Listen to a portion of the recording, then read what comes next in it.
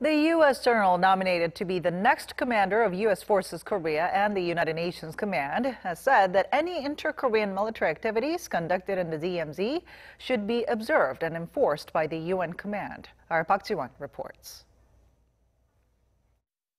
Speaking at his confirmation hearing in front of the U.S. Senate Committee on Armed Services earlier this week, General Robert Abrams, appointed to become the next commander of the United Nations Command, Combined Forces Command and U.S. Forces Korea, said while the two Koreas can freely engage in dialogue, all activities with regards to the Demilitarized Zone are under the sphere of the United Nations Command.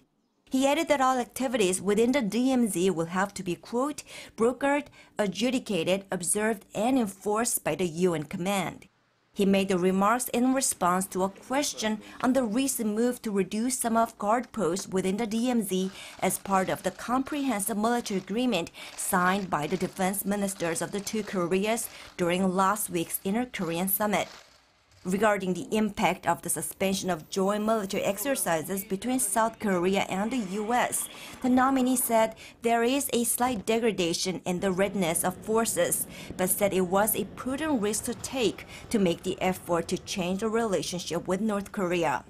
South Korea's defense ministry spokesperson said Thursday morning during a regular press briefing that the South Korean government has closely consulted with the UN command on the issue of the reduction of some of the guard posts in the DMZ. The ministry also said it will continue to cooperate and consult with the UN command in implementing the recently signed comprehensive military agreement between the two Koreas.